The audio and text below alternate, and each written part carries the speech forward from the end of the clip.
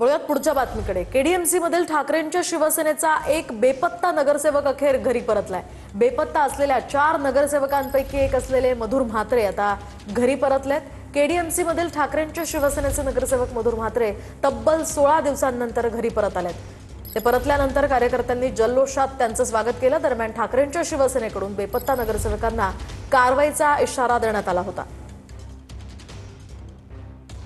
विकासाचा निधी मीच देणार, जिल्ह्याच्या तिजोरीच्या चाव्या माझ्याकडे, असं नितेश राणे म्हणाले। तर मी बोलणार त्यालाच निधी देणार, दुसऱ्याचा प्रश्न येत नाही, असं राणेंनी म्हटलंय। निधीवरून सिंधुदुर्गचे पालकमंत्री नितेश राणेंनी हे वक्तव्य केलंय। तर कमळ आणि धनुष्यबाणाला निधी देणार, मशालचा निधी कमी करून टाकू, असंही यावेळी राणे म्हणाले।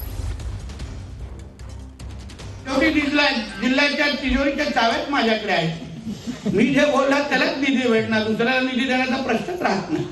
आणि आग्रेजी बरोबर बोलले, आपला हात आखडता लगेच चिन्ह बोलून मी निधी देतो। माझ्या कमळ चिन्हाचा आहे, धनुष्यबाणचा जे निधी घेऊन जा, चुकून मशालचा निघाला असलेली निधी कमी करून टाका। सगळ्या सरपंचांना तेव्हाच ग्रामपंचायतीला सांगितलेलं, आम्हाला ग्रामपंचायती द्या, नाही तर 1 रुपयाची निधी देणार नाही। फटाफट फटाफट सगळे सरपंच बसले माझ्या। तसंच हाही विषय। आता एक राजकीय बातमी। मुंबईमध्ये भाजप आणि शिवसेना उद्या स्वतंत्र गटनोंदणी करणार आहे। उद्या सकाळी 10 वाजता भाजप आणि सेना नगरसेवकांना गटनेता निवडीसाठी एकत्र राहण्याच्या सूचना करण्यात आल्या आहेत। दोन्ही गटनेता निवडीनंतर नगरसेवक कोण या ठिकाणी कोकण भवनात जाणार आहेत, तर त्यानंतर ही सगळी प्रक्रिया पार पडणार आहे।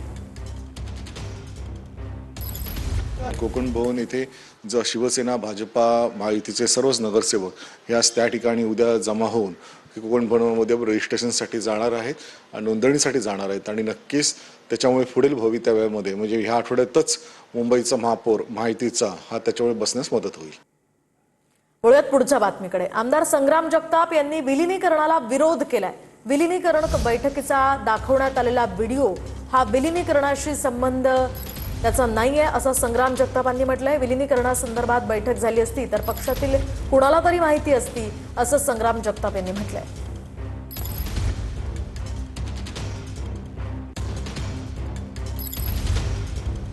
विलीनीकरणाचा विषय जर चर्चा चालू असतील होत असेल तर राष्ट्रवादी जे अजितदादांच्या मागे जी उभा होती त्याच्यामध्ये एकही माणसाला माहिती नसावा, एकही एवढे आमदार लोक त्यांना माहिती नसावा, सत्तेत सहभागी असणारे इतर 2 पक्ष त्यांनाही माहिती नसावा आणि ह्यांनाच जे एकट्याला माहिती। आणि जे काही दाखवलं जातं, कुठेतरी आमची बैठक झाली, कुठे व्हिडिओ दाखवला जातो, अशा बैठका तर रोज कुठल्या होत असतात, कुटुंब सदस्यांच्या होत असतात। तर आम्ही पण ह्याच्यामध्ये कुठेही आज ज्या काही माणसांना तिन्ही पक्षाला माहित नाही, इतर राष्ट्रवादी अजितदादांबरोबरचे जे लोक आहेत त्यांना कोणालाच माहित नाही, कोणत्या आमदाराला माहित नाही, कुठल्या लोकांना माहिती नाही, असं छत्रपती संभाजीनगरमध्ये स्वर्गीय अजित पवारांना श्रद्धांजली वाहण्यासाठी शोकसभेचं आयोजन करण्यात आलं होतं। यावेळी सर्वपक्षीय नेत्यांनी अजितदादांच्या आठवणींना उजाळा देत त्यांना अभिवादन केलं। याच वेळी हरिभाऊ बागडे, पालकमंत्री संजय शिरसाट, मंत्री अतुल सावे, माजी खासदार चंद्रकांत खैरे आणि माजी विरोधी पक्षनेते अंबादास दानवे यांची प्रमुख उपस्थिती होती। भरत शेठ म्हणलं, दादांची देहबोली काही बरोबर वाटत नाही की दादा मंत्रिमंडळाच्या बैठकीमध्ये असले आणि त्यांनी एखादा जोक केला नाही किंवा एखाद्याला टोमणं मारलं नाही, असं कधीच झालेलं नाही। मी जेव्हा भरत गोगावलेला म्हणलं देहबोली बरोबर वाटत नाही, तर त्याने सांगितलं की महानगरपालिकेच्या निवडणुकीमध्ये काय घडलंय आपल्याला सर्वांना माहिती आहे।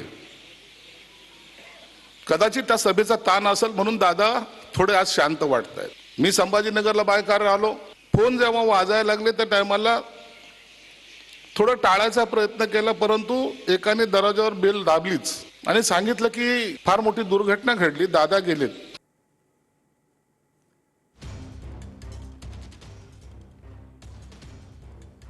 तर या ठिकाणी सर्व पक्ष नेत्यांकडून छत्रपती संभाजीनगरात अजितदादांना श्रद्धांजली वाहण्यात आली आहे। मौन पाळत या ठिकाणी सर्व पक्ष नेत्यांनी दादांना श्रद्धांजली वाहिली आहे।